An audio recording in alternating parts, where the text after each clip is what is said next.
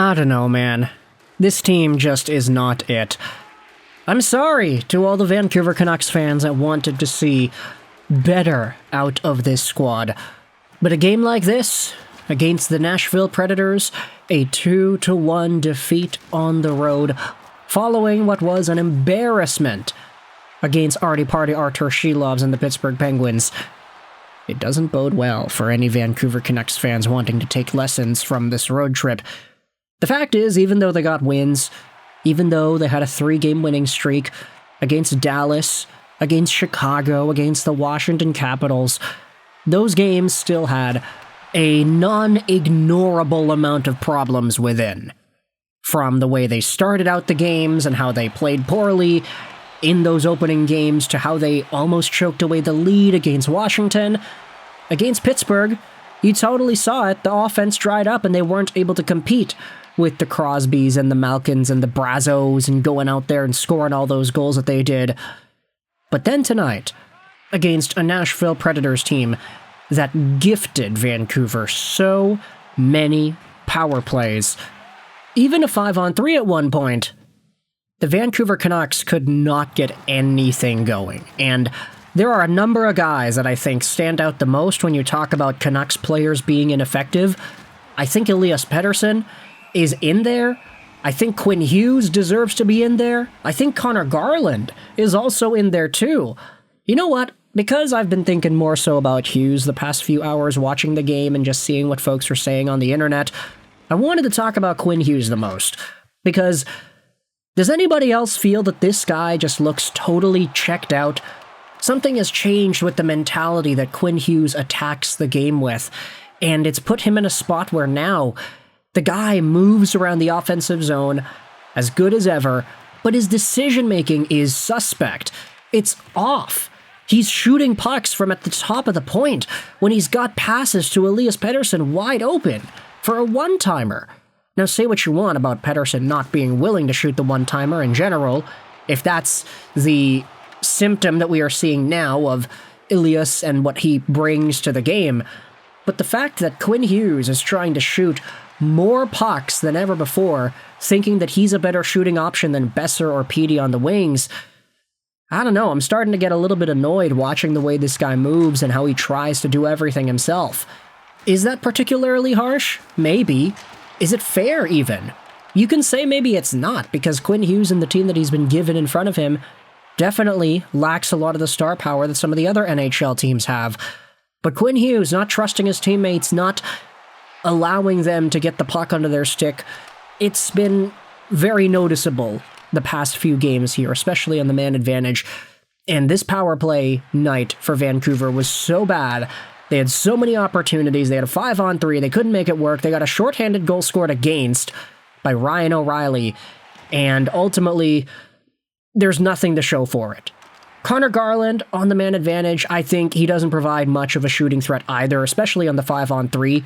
When he's not coming down the wing and taking an aggressive slap shot on the rush, Connor Garland's regular wrist shot is a total muffin. So him being a shooting option on the 5-on-3 doesn't really feel like a natural place for him. If only Lekaramaki was still available, then I think he would be the de facto shooting option on that left side. Elias Pettersson scored a one-timer in the preseason that was very reminiscent of the old Petey, and I think at that point a lot of Canucks fans were saying, like, hey, you've got Lekaramaki available on the left, you've got Petey on the right. If both of these guys can start to just shoot the puck like it's nobody's business, then that's what we got. That's what Vancouver can be known for. But now it's totally gone away. Petey's not shooting anymore. Quinn is not giving the puck to him to shoot. Lekaramaki's injured. Connor Garland's an option there, but he's not the best shooter in the world. Like, Vancouver's man advantage play was so stale and totally ineffective in this game against Nashville that I'm starting to feel that even though there's been so many injuries, like, the team is not nearly close to 100%. It's like a 70% team right now, based on who's available and who's actually playing.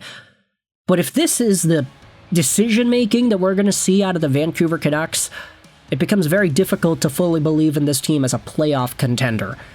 And maybe that's overreacting to one game against Nashville, or two games against Nashville and Pittsburgh. But if you're a Vancouver Canucks fan and you've been watching this team for a while, if you've been watching the games, if you've seen how last year's team was able to move around and do their thing, and you watch how this year's team tries to do the same thing, not even saying that they were good last year, but I'm just trying to say that this team is totally checking out here. They need another center so badly. They had themselves a brief moment in this game where they had 3 wingers on the line. And as for Captain Quinn, I mean, that phrasing keeps on popping into my head again. Oh, checked out. I was checked out, personally. Watching this game when it was down 2-1, I was like, yeah, nah, that's it. It's over. You could tell the team was not going to be able to come back.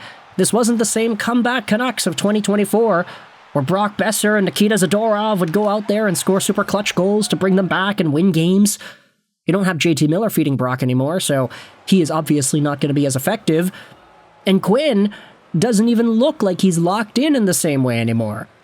Is it frustration due to his injuries from last year? Is he hurt this year? Is he just mentally a New Jersey Devil at this point?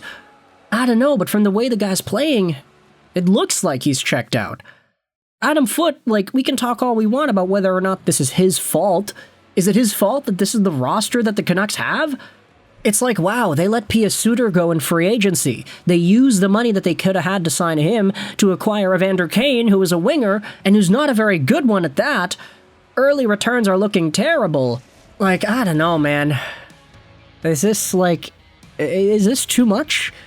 Is this too much to harp on the Vancouver Canucks for? I think a lot of these problems that we are discussing right now, they would have been apparent if we looked at the team objectively back in the summer. But at the same time, there was a lot of hope that the best case scenario would happen for all of these guys. Okay, well, what happens if Pettersson looks amazing, if Quinn looks amazing, if Evander Kane has a bounce back year, if Braden Coots makes the team and he looks like a stud, if everybody stays healthy, if Filipino looks like the top 6 center like he could be, if everything works, then everything works, and that's amazing. But now that we're seeing the injuries, now that guys are getting hurt, it's bringing the worst out of the rest of this lineup. And Quinn Hughes, Elias Pettersson, these guys don't look like the game-changing superstars we know they could be. And that was very evident in the game against Pittsburgh, and it's even more evident today against the Nashville Predators of all teams. I get that the Pittsburgh Penguins are actually to be taken seriously this season. I mentioned this in the previous video, but Sergei Bobrovsky, Florida versus Pittsburgh today, I started him over Joey Daccord in my fantasy. Guess what? Bobrovsky let in 5 goals on 16 shots against, a whopping 6-something save percentage. He's literally going to lose me my week in fantasy because of that one game. Thanks, Sid. Thanks, Pittsburgh. Thanks for going out there and totally ruining my day, my week. But I guess the Penguins are to be taken seriously this year. The Predators, though, you're going to have to take a little bit more time to convince me on that one. Either way, you can let me know your thoughts in the comment section below. How do you feel about the Vancouver Canucks and their big loss today against the Nashville Predators? Things are not really looking good for this team right now, and I have no idea how we as fans are supposed to respond to that. So, you can let me know your thoughts in the comment section below if you enjoyed this video. Feel free to hit the like button. If you didn't, the dislike button's down there for you too. Thoughts in the comment section below. I hope you enjoyed this video. And bye.